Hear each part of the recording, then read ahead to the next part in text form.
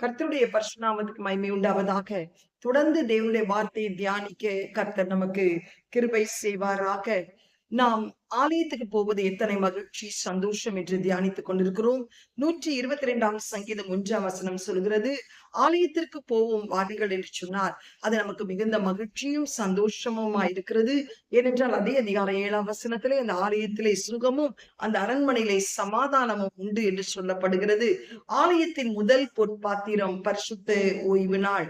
யாத்ரா 31ஆம் அதிகாரம் 13, 14 வாசிக்கும் போது முதல் பொற்பாத்திரம் அன்றைக்கு அந்த பொற்பாத்திரத்தை கர்த்தருக்கு ஸ்தோத்திரம் பெல்சாஷால் அசுசிப்படுத்தின நிமித்தம் மேனே மேனே தேக்கல் உப்பார்சீன் என்று எழுதப்பட்டது.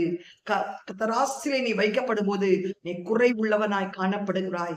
உன்னுடைய ஸ்தானம் மட்டிட்டு அது ஒன்றுமில்லாமல் அது அறுப்புண்டு போகும் என்ற வார்த்தையை நாம் பார்த்தோம். அந்த முதல் பரிசுத்த ஓய்வினாலே நீங்கள் குலைச்சலாக்குவீர்களானால் நம்முடைய வாழ்க்கையிலும் தேவனுடைய பார்வையிலே குறைவற்றவர்களாய் காணப்படுகிறோம்.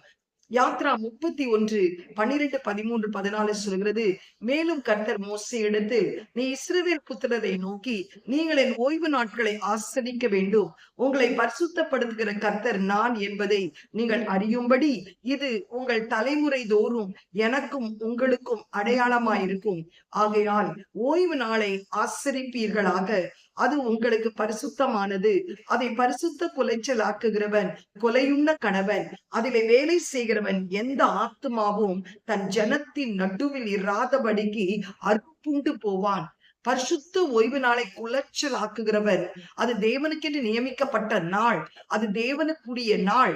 அந்த நாளை ஒருவன் பரிசுத்த குலைச்சலாக்கி தன் சொந்த காரியத்தை செய்வாயானால், ஆண்டவர் சொல்லுகிறார், உன் சொந்த வழியிலே நீ நடப்பாயானால், அதிலே நீ உன் ஆத்மாவுக்கு ஏற்றபடி நீ உன் வேலையை செய்வாயானால், உன் ஆத்மா உன் ஜனத்தின் நடுவில் இராதபடி அறுப்புண்டு போ, கொலையுண்ண செய்வாய் என்று எவ்வளவு அந்த ஓய்வு நாளை குறித்து ஆண்டவர் மிக கரிசனையா இருக்கிறார் என்பதை நாம் பார்க்கிறோம். அந்த ஆசாரிப்பு கூடாரத்திலே அன்றைக்கு ஆராதிக்கிற வேளையிலே எண்ணாகமம் 15ஆம் அதிகாரத்தை நாம் பார்க்கும்போது கர்த்தருக்கு ஸ்தோத்திரம், ஒருவன் ஆசாரிப்பு கூடாரத்திலே அந்த ஓய்வு நாளை அனுசரிக்கிற வேளையிலே அவன் விறகு பொறுக்கிக் கொண்டிருந்தான்.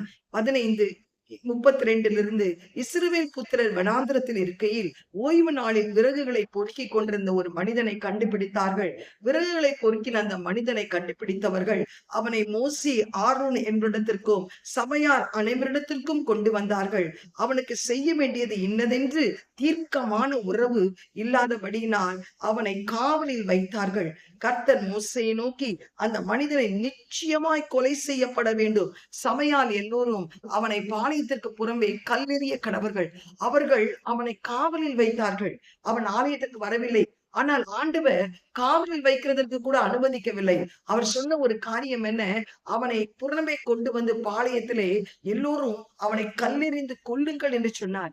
அப்பொழுது அவர் அந்த பரிசுத்த ஓய்வு நாளை எவ்வளவு கரிசனையோடு நாம் அனுசரிக்க வேண்டும் என்று சொல்லி அவர் மகா வைராக்கியமா இருக்கிறார் என்பதை நினைத்து பாருங்கள். ஆனால் இன்றைக்கு மனம் போன போக்கிலே அந்த ஆலயத்துக்கு வருவதற்கு உங்களுக்கு விருப்பம் இல்லை. மாசத்துல வெறும் ராபோஜன பந்திக்கு மட்டும் ஆலயத்துக்கு வருவது, இல்லாவிட்டால் 2 நாட்கள் வருகிறது, 2 வாரங்கள் வருகிறது, இல்லாவிட்டால் 9:30 மணி ஆராதனைக்கு 11 மணிக்கு வருவது, இதெல்லாம் தேவன் அங்கீகரிக்கவே மாட்டார். இதையெல்லாம் உன் ஆத்துமா ஜனத்தின் நடுவிலே அற்புண்டு போகத்தக்கதாக, கொலையுண்ண கடவதாக கர்த்தருடைய கோபாக்கனை நம்மேல் வரும்.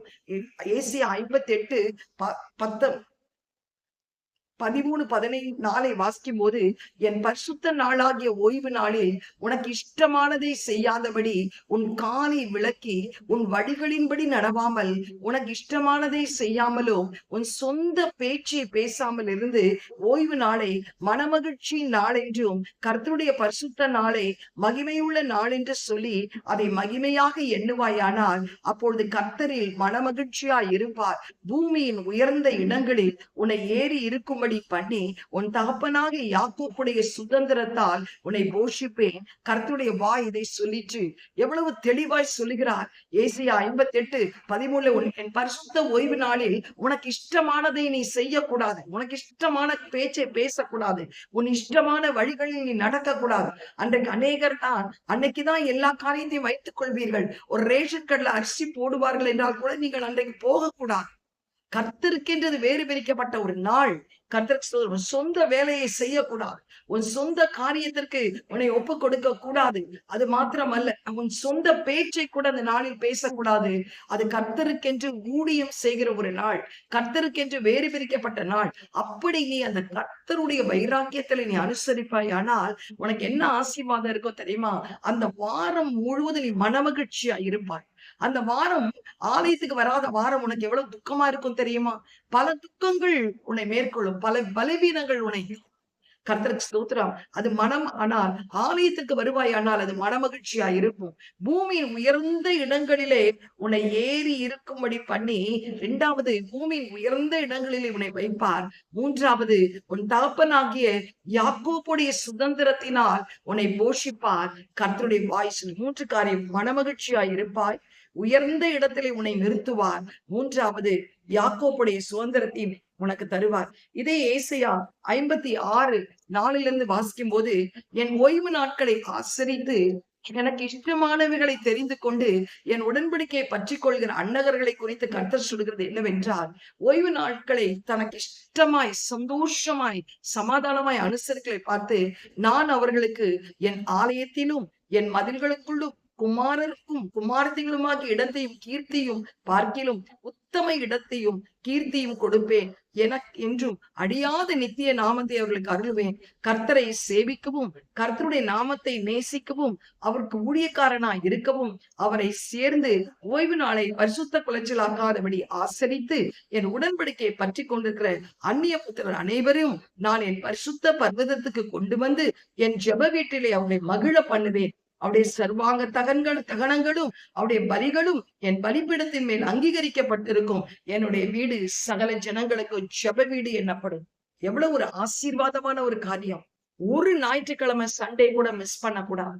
சரியான நேரத்திலே கடந்து வந்து அந்த அனுசரிக்கும் போது இத்தனை ஆசீர்வாதங்களை கர்த்தர் நமக்கு வைத்திருக்கிறார். 4ஆம் புஸ்தகத்திலே நாம் வாசிக்கிறோம். கர்த்தருக்கு ஸ்தோத்திரம் உண்டாவதாக. 2 நாளாகமும் 7ஆம் அதிகாரத்திலே, என் நாமம் தணிக்கப்பட்ட என் ஜனங்கள் தங்களை தாழ்த்தி ஜெபம் பண்ணி என் முகத்தை தேடி தங்கள் பொல்லாத வழிகளை விட்டு திரும்பினால், அப்பொழுது பரலோகத்தில் இருக்கிற நான் கேட்டு அவர்கள் பாவத்தை மன்னித்து அவர்கள் தேசத்துக்கு சேமத்தை கொடுப்பேன். இந்த ஸ்தலத்திலே செய்யப்படும் ஜெபத்திற்கு என் கண்கள் திறந்தவைகளோ, என் செவிகள் கவனிக்கிறமாய் இருக்கும். என் நாமம் இந்த ஆலயத்தில் என்றென்றைக்கும் இருக்கும்படி நான் இதை தெரிந்து கொண்டு பரிசுத்தப்படுத்தினேன். என் கண்களும் இருதையும் எந்நாளும் இருக்கும். ஆலயத்துக்கு நீ வரும்போது உன் ஆண்டவருடைய கண் உன்னை பார்க்கிறது. ஆளுடைய இருதயம் உன்னுடைய காரியங்களை நோக்கி பார்க்கிறது.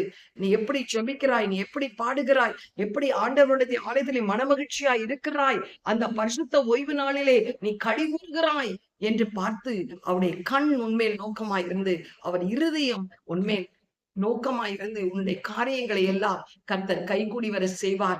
லூகாஸ் விசேஷம் 13ஆம் அதிகாரம் 10-17 வாசனம் வாசிக்கும் போது, ஓய்வு நாளிலே 18 வருஷமாய் கட்டப்பட்ட ஒரு பூமி வந்து ஆண்டவர் பிரசங்கத்தை கேட்டிருக்கிற வேளையிலே அந்த ஆண்டவர் அந்த ஓய்வு நாளிலே அவளுடைய கட்டு அவிழ்க்கப்படுகிறதை பார்க்கலாம். ஏதோ 18 வருஷமாய் சாத்தான் இவளை கட்டி வைத்திருக்கிறார். எவ்வளவு நிமிரக்கூடாதபடி, ஸ்ரீயே உன் பலவீனத்திலிருந்து விடுதலையாக்கப்பட்டாய் என்ற வார்த்தை வந்த மாத்திரத்திலே அவள் பலவீனத்திலிருந்து விடுதலையாக்கப்பட்டதை நாம் பார்க்கிறோம்.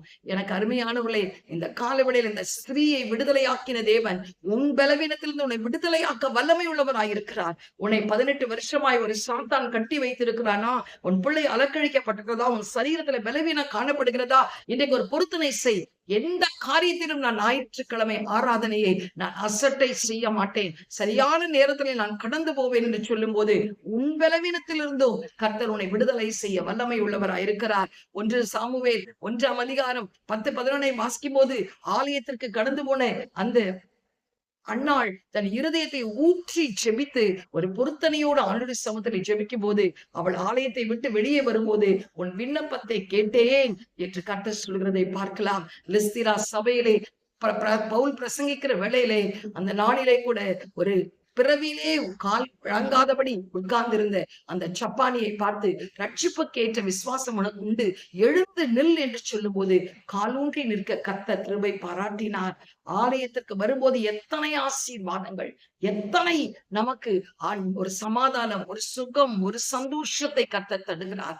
ஆனால் இன்றைக்கு தேவ ஜனங்கள் ஆலயத்திற்கு வருவதை அசட்டை செய்கிறீர்கள். இன்றைக்கு எந்த சூழ்நிலையிலும் பரிசுத்த ஓய்வு நாளை குலைச்சலாக்காதீர்கள். இந்த செய்தியை கேட்டுக் கொடுக்க சகோதரியே, உன் பலவீனத்தில் நீ சிக்கி தவித்துக் கொண்டிருக்கிறாயா?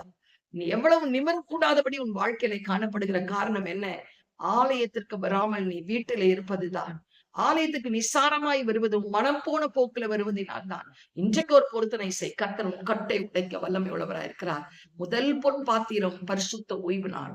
அதை குலைச்சலாக்காதபடி நீ அதை அனுசரிக்கும் போது கர்த்தர் பெரிய காரியங்களை செய்வார். கண்களை மூடி ஜெபம் செய்வோம். எங்களை அதிகமாய் நேசிக்கிற நல்ல தகப்பனே, இந்த காலை வேளைக்காய்ந்து நன்றியோடு ஸ்தோத்திரிக்கிறோம். ஆண்டவரே, என் ஆலயத்திற்கு பாருங்கள், அது எனக்கு மகிழ்ச்சியா இருக்கிறது, சந்தோஷம் சமாதானமா இருக்கிறது. வேதனை வாசிக்கிறோமே, ஆலயத்துக்கு வருவது எத்தனை சந்தோஷம் ஆண்டவரே. அப்பா, ஆனால் இன்றைக்கு அந்த பரிசுத்த ஓய்வு நாளை குலைச்சலாக்குறதை நாங்கள் பார்க்கிறோமே ஆண்டவரே. நாங்கள் அதில் எங்கள் சொந்த வழிகளிலே அதை நடந்து எங்கள் சொந்த பேச்சுகளை பேசும்போது எங்கள் ஆத்துமா எங்கள் ஜனத்தின் நடுவில் இராதபடி புண்டு போம் கொலையுன்னு செய்வீர்களே சொன்னீரே அப்பா. எங்கள் சொந்த பேச்சை பேசக்கூடாது, எங்க சொந்த வழிகளிலே நடக்க கூடாது அப்பா. ஆண்டவரே, எங்கள் சொந்த காரியங்களை சிந்திக்க கூடாது. அப்படி ஓய்வு நாளை நாங்கள் ஆண்டவரே அப்பா மனமகிழ்ச்சியா இருக்கும் போது எங்கள் வாரம் முழுவதும் மனமகிழ்ச்சியா இருப்போம். உயர்ந்த அடைக்கலத்தில் நிறுத்துவீர், யாக்கோபுடைய சுதந்திரத்தை தருவீர், எங்களை மகிழ செய்வீர். எங்கள் ஆண்டவரே, உங்களுடைய வீடு எங்களுக்கு சந்தோஷமான ஒரு ஜெப வீடாய் மாறும். ஆண்டவரே, நாங்கள் ஜெபிக்கிற காரியங்களுக்கு உன் கண்கள் திறந்திருக்கிறது, உங்கள் இருதயம் இருக்கிறது அப்பா. ஆண்டவரே, எவ்வளவு நிமிரக்கூடாத பூமியை விடுதலையாக்கின தேவன், எவ்வளவு நிற்க கூடாதபடி காணப்பட்ட ஆண்டவரே அந்த சப்பானியை எழுந்து நிமிர்ந்து நிற்க செய்த தேவன் ஆண்டவரே.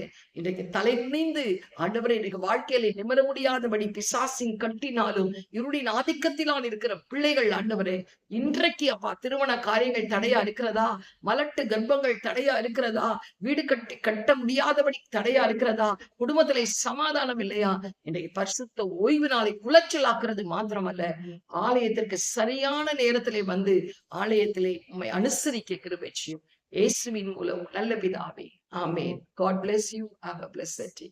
Amen.